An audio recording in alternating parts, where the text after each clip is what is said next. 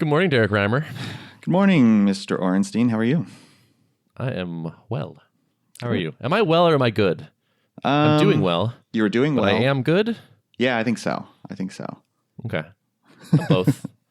I'm positive adjectives. Someone wrote "think big" on a glass wall in the office, and I was like, "You mean think largely?" Thanks. Yeah, definitely. So we have to pour one out right now. Yeah. R.I.P. Screenhero. Devastated. We were just singing the praises of that the other day, I think. How is this thing existing free in the world, and it's the best tool out there for this job? All good things must come to an end, I suppose. Yeah, I was poking around some Twitter threads and such of other people that were lamenting its demise. For those people that don't know, it's a screen sharing application, but it lets you have multiple people control the keyboard and mouse. Like you each have your own mouse cursor, and you can both use keyboard input. And it just did a great job reliably of actually working and enabling pairing to work really well. Yep. And Slack bought them in 2015, end of 2015, and they shut off signups, but if you had an account, you could still invite other people. And they made it free. It had like paid tiers before, and they just said it's free. And if you have an account, you can keep using it. And that was like almost 3 years ago. And we've been freeloading ever since. Yeah. But it was a super useful tool. And reading other people's threads about them being sad it's not here anymore, or that they're shutting it down in like a month and a half, not even. It doesn't seem like the cursor, like the multiple cursor screen sharing thing has been re-implemented by almost anybody. Like if you just want to share your screen, sure. If you also want to type on the same thing, maybe. If you want to type and use the mouse, it's like, maybe no one else has done that, shockingly? Yeah, it's really surprising. So it's one thing, I understand the business rationale for this. Like, it's Slack's prerogative to do this. You could have seen this a mile away, that they're planning to re-implement this in Slack. But the problem I have is like, why is this being bundled with Slack? Because I pair with many different people. I've used it for, helping out someone on their computer back in California from all the way across the country. I've used it to pair with you before. And it doesn't make sense for us to have a paid Slack channel just for you and me so that we can pair with each other. So I don't know. It feels like an odd decision, and it's going to just really hamper the ability to make use of the tool. So it is a bit of a bummer. Maybe people are aware of an alternative that can chime in when this goes live. Yeah, please do. But if this does not exist, I'm surprised. It feels like there's an opportunity in the market then. Yeah, I saw someone touting their beta product in some of the Twitter conversation threads. So I can't recall the name, but maybe we'll drop it in the show notes or something, and folks can vet it. I'll take a look at it. Okay, cool. Yeah. So pour one out. It was real. Thanks, Screenhero. Yeah, thank you, Screenhero.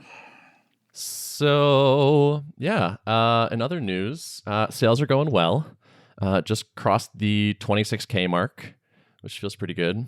I announced the end of the discount window. So sales fell off a decent amount. There was a couple days where they were around $500 or $600 a day. And I was like, okay, it's time. So I announced that the discount is going to end about a week from now. And which was nice because then suddenly there was another flurry of activity, just people knowing it will end. The next day was like $1,800 and the next day was $2,500. So, email continues to work and sales incentives continue to work. It was interesting, though. I noticed there were a lot more people buying the cheaper tier in this group, which sort of makes sense. It's like the more price-sensitive group. And I was like, I guess I could see that. It's fine. But man, it is so nice having a product again. I got to say, it's been a long time since I've sold a thing on the internet for myself. And it's really nice. When was the last time you did that outside of Thoughtbot, I guess? Probably pre-Thoughtbot, because I had a Vim for Rails developers for sale when I was at Thoughtbot. And then I eventually rolled that into Upcase, and we did some revenue sharing and all that. I think it's been like 8 years, 7 years, somewhere in there. And it's just that feeling of like, oh, hey, an email that says, someone bought the team version for $300. It's like, man, that is awesome. Yeah. Yeah, it is. It's really hard to beat the feeling of having a product for sale that is decoupled from your time. That's the big win. It's one thing if you're doing consulting or something and you're putting in time and then you're billing for your hours. but there's something really satisfying about sales rolling in while you're at the gym. Totally. And it's very nice with this course in particular because there's no additional work. The marginal effort for a new customer is effectively nothing. Like to date, I've processed one refund and one person asked for some sort of VAT help that I haven't dug into yet. But other than that, it's just like the email means money for no more work, and it's pretty awesome. And so I was on the Ruby on Rails podcast the other day, talking about the course and my experience building it. And that was a lot of fun. Been tweeting about that. Another great thing in my life is being a guest on podcasts. Man, that is so relaxing. Yeah. Like when someone else is already prepared with questions to make you sound interesting, it's just like, Right. it's the best. Yeah. Zero prep, comes off easy. It's like, wow, I feel fascinating right now because this person just keeps asking me more questions about myself. I mean, it can be painful if you're in an interview where they don't have good questions to ask, but Yes, that's true. I suppose most of the time on these well-established podcasts, that's not the case. So Yeah. My first appearance on a 5x5 show, which is pretty cool, on the 5x5 network now. But yeah, the questions are great. Brittany did an awesome interview. She did a nice job. So we can link that up if you're curious. And I also scheduled a talk at the DC Ruby users group for February 16th. So getting some of that thing going. some of that tour going. Did you see any sales bump after the podcast episode went live, or was it not really discernible? Actually, that's a good question. So there was that bump. That $2,500 day, I believe, was the day the podcast came out, and so it probably had some, like, it kind of was also coincided with the discount ending. So it's hard to tell which was which. Attribution's tricky. Yeah, but probably a little bit of both, if I had to guess. Yeah, that's cool. So yeah, so things are going well. I'm sort of in an interesting place right now where there's not a ton to actively do to make things happen if I don't want to. And so I'm sort of like loosely monitoring what's going on and thinking of some ideas, and I'm trying to decide what's next for myself in a sort of big picture way. The high of a product coming out and working and like having the fun part happen is definitely pushing me towards wanting to do some other thing, like a new product of some kind, or like even a V2 of this one. But it's funny, I was sitting here getting ready for the podcast and an ambulance went by, and I had the memory, I like flashed back to standing here in my apartment, waiting for the ambulance to go by so I can continue to record the screencast I'm trying to record without the audio getting messed up. And I was like, oh yeah, there was a lot of that where it was just me in here by myself, frustrated and doing the work. And so like I had this tendency when I think of new projects to be like, oh man, this will be great, and it'll be easy, and it'll be fun. And like I focus on all the positive stuff. And I totally discount the slog that's involved in just everything. Yeah, there's a grind with anything. And I think one thing, you know yourself pretty well, and you know that you enjoy working with other people. So I think that's something to keep in mind too when you're evaluating the next thing. Because whatever you choose next may not be this small in scope. Maybe it'll be a little larger in scope. And then you're looking at potentially an even longer grind. And if you're solo on that, Exactly. Yeah, like I have a sense of freedom right now because the course is done, and so I can go do other things if I want. And I remember like during the course development being like, man, I wish I had more options right now, but I've committed to do this thing. And so like right now I'm done with my obligations. So I feel like I need to do enough self-reflection to be like, okay, what do I really want to do next? And as I've mentioned a bunch of times, I do well with structure and I do well on teams, and starting another product would be like zero structure, zero team. And so it's like, even if I could make another thing that was successful and that I liked working on, it's like, is that the direction I want to go, given that I can go any direction right now? Mm-hmm. Yeah, this reminded me of one quick tangent. I was listening to an episode of Seeking Wisdom podcast with David Cancel, and he interviewed Brad Stolberg, who is, I believe he's a consultant, and he just authored a book called Peak Performance. And it was a really interesting episode. I'd recommend listening to it if you haven't. But one of the things that he kind of talks about is that there's no such thing as true work-life balance. Like, it's a fallacy that people think they want to achieve balance where they work, an even like 40% of their day is spent working and 20% is spent relaxing and the other percent is spent, doing this and that. And like people tend to think that that is the true balance of like always having a little bit of productive time and a little bit of rest time, when really people tend to operate more in the sense of extremes. Like we like to go all in on something that we're really jazzed about, but that's not sustainable. You can't do that forever. So you need periods of rest where you pull back. And his hypothesis is that's like the optimal way to operate. Otherwise you end up burning out, or if you're too relaxed and you're not, feeling good pressure and good stress from being all in on whatever you're working on, then you stagnate and you get bored. Yeah. That's interesting. That definitely matches my experience. Yeah. Or at least my personality. Yeah. Where I get the craziness for a new project. Like I've always thought that's something you need to hold back on and like try not to allow yourself to fall headfirst into, getting the madness, as Justin Vincent calls it, coined that term. You get the madness about a project and you just want to work on it all the time. Like maybe that is a good state to be in when you actually are jazzed about something. You just work on it, as much as you want to, but commit to not doing that forever, because that's not sustainable. Right. Yeah. Speaking of sustainable, like I feel like my current situation is not sustainable. Like if it's interesting and fascinating and I'm learning a lot and it's basically working, but it feels like socially, like mentally to me, it's not sustainable. I think I could sustain myself with product income if I needed to, but the idea of cranking out more and more solo work is like, ugh, man. Yeah. How long do I have to do this for? I miss software. I miss writing code. Yeah. Yeah. Like I didn't write just about any code. I mean, I guess I wrote examples for the screencasts and stuff, but like that's not really writing code. Right. I'm not creating. Yeah. So you tested the hypothesis that could creating video content satisfy the same need to create as writing code? And it seems like probably not. Yeah, not really. Yeah. Yeah. It's satisfying too, but not in the same way. Like I don't get really like lost in the zone of creating video content. That never really happened.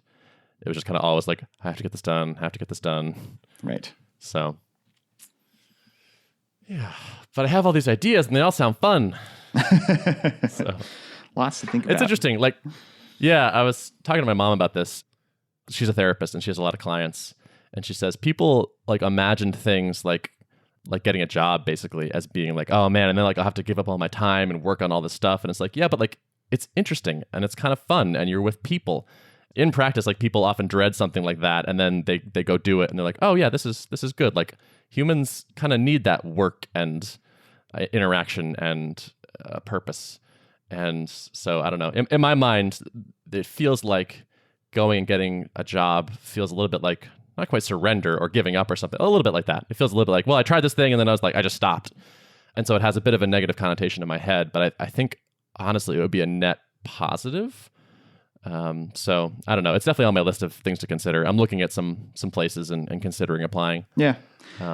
So yeah. I'd say there's nothing wrong with returning to salaried work. I think it's something that even founders should be careful not to stigmatize, because at the end of the day, it's a form of work. It's a form of your craft. And whether you're doing that in the context of founding your own company or you're doing it for a company, you're still your own person with your own career and your own value to deliver. And whether you're delivering that in your own company or under the employment of another company, I don't think it should be stigmatized at all, among founders.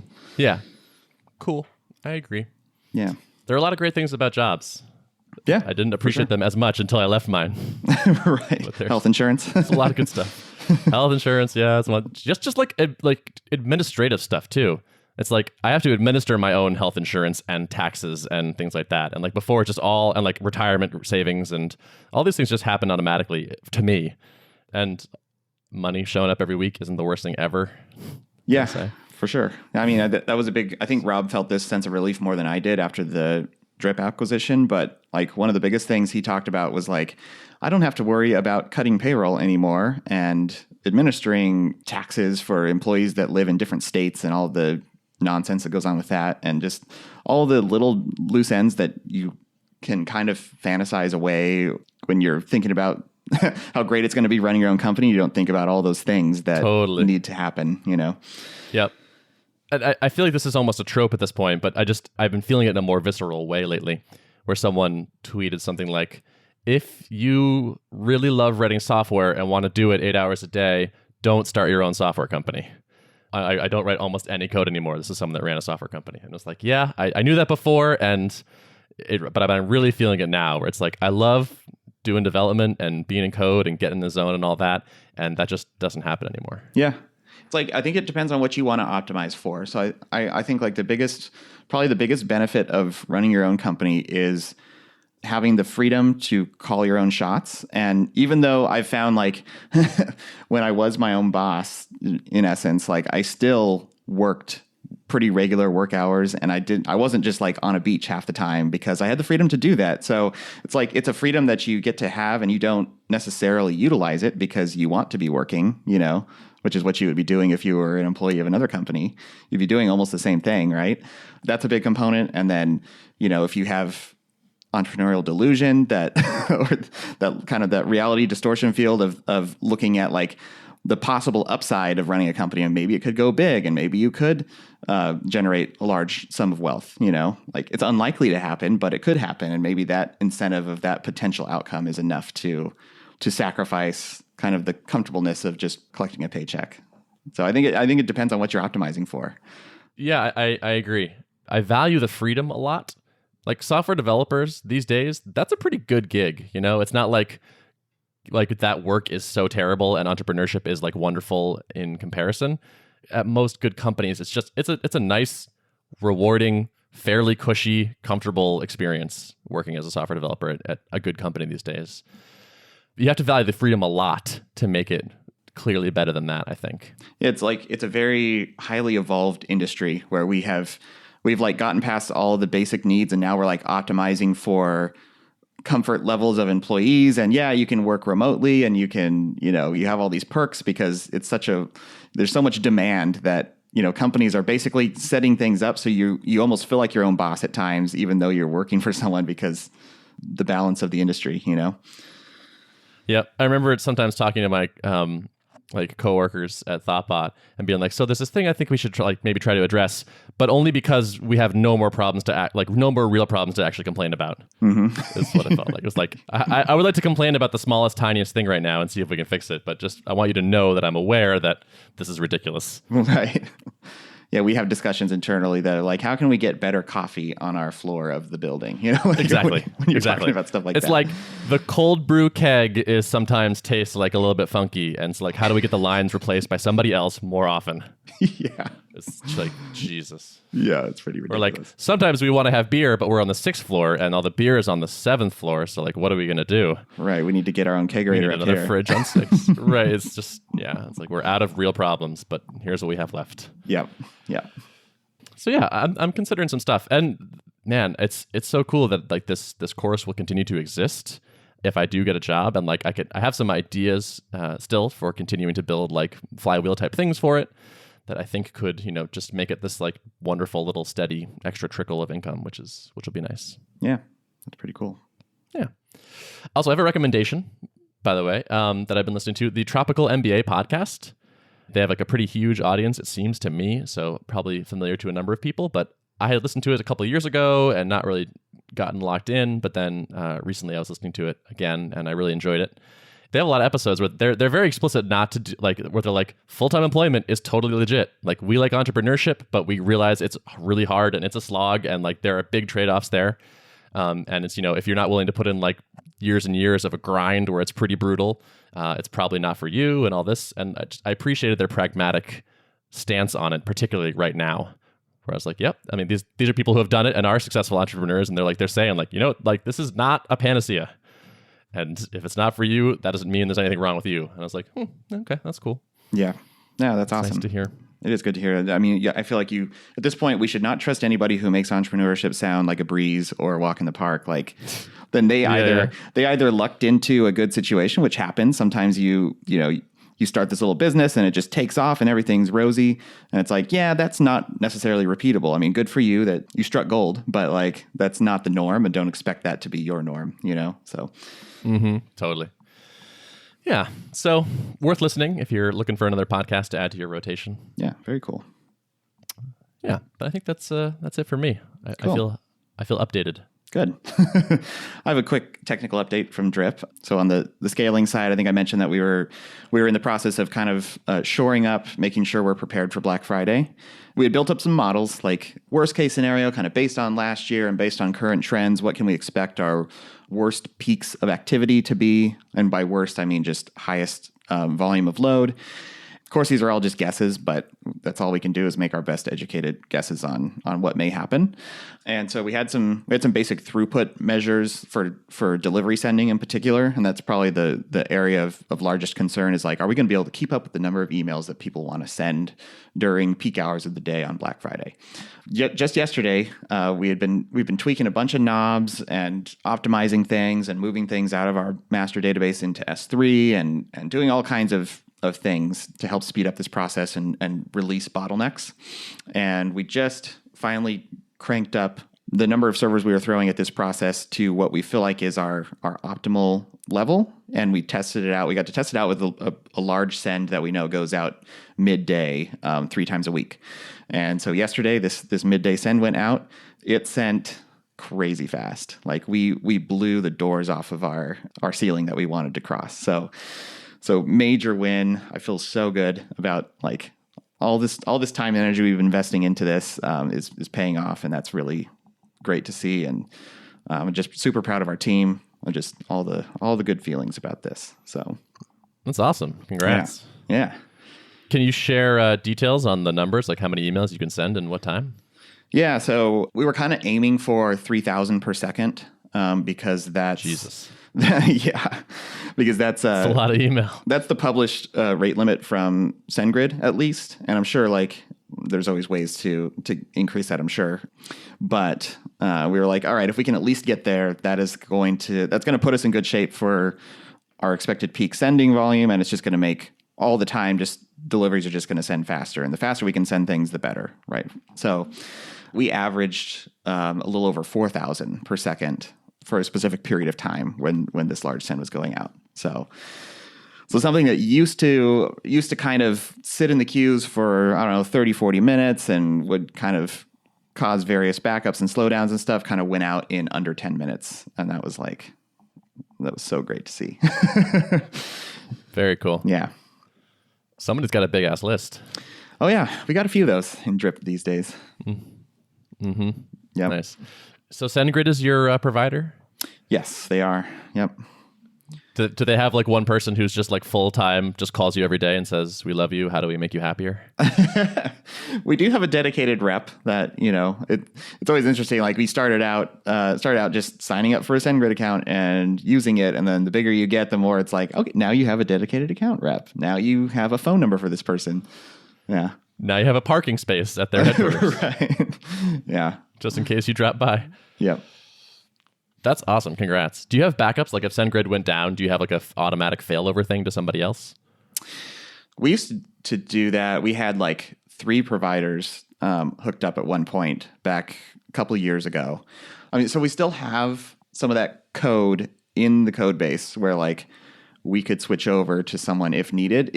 But it would be pretty painful now because a lot of folks have custom sending domains wired up, and that kind of ties directly into SendGrid's authentication, and they issue the DKIM keys and the SPF credentials and stuff. So it would be pretty difficult, but not impossible in the event of a catastrophe, But they're definitely, I mean, we're at the point now where it's like we need to have a pretty close business relationship with them, which we do, Whereas before it was like we were a small player, and it's like if, Mandrill decided to just shut us off one day, we were so small that we didn't have much clout, And these days, like, you have a close enough relationship. I'm sure they've disabled like the auto blocking thing on our account now because, you don't do that to your larger customers. So sure. Totally. Yeah. Cool. So fingers crossed for Black Friday then, huh? Yeah, I'm feeling optimistic. And so at this point we're endeavoring to find out what other unknown unknowns do we have. And the way we're trying to get that answer is through load testing. So we're working out like cloning our production environment. And we have staging environments where we can do some of this simulated stuff in, but we're trying to take it to the next level and really simulate as close as possible to production and then put it under load and see what our breaking points are, what our bottlenecks are, what things might go wrong in various systems. Like we have a few Redis clusters in the system and we don't expect them to fall over, but you just never know when you put it under load that the system hasn't seen before. So that's what we're doing right now. And, hopefully that'll pay dividends moving forward. Like anytime we make an infrastructure change, if we can just apply it to our load testing environment, it's going to be, really great. So definitely. Yeah. Are you going to roll out a Chaos Monkey? Yeah. Yeah. I mean, maybe. I think actually there's a thing I'm attending that some Netflix engineers are going to be speaking at about how they do chaos testing and stuff, and maybe get some good tidbits from that for sure. Yeah. For people that aren't familiar, Netflix has like a bot that runs in production that randomly kills production instances of things just to make sure the whole infrastructure is resilient against failure, which I think is kind of the most baller thing ever. Yeah. I mean, I'm sure they do that. I'm sure they've done that in the load testing environment first and simulated it, and then they put it in prod, but... Yeah, I think you probably don't just deploy the random prod killing bot like immediately. Yeah. Yeah. Without any fiddling around. If you actually want to be resilient against failure in production, well, make sure that you just cause failure. Test it all the time, continuously, and then you can just surface these errors before they become catastrophic. Yep. I love it. Pretty badass. Let me know if you want me to just start killing things in prod for you. Yeah, I'm free. I got some free time right now. I'll just give you our AWS credentials, and you can just Perfect. I only charge $2,000 per thing taken down. Oh, it's a discount. That's perfect. Yeah. Yeah. It's way cheaper than writing your own. Chaos Monkey as a service. Chaos Monkey as a service. Yes, exactly. Cool. Well, hey, we're at 30 minutes. You want to wrap it up? Yeah, let's wrap it. Okay, cool. It's good talking to you. You too, man. Thanks for the podcast-based therapy. Oh, yeah, as always. Yeah. Cool. If you'd like to access the show notes for this episode, you can go to artofproductpodcast.com, and we'll see you next time. See ya.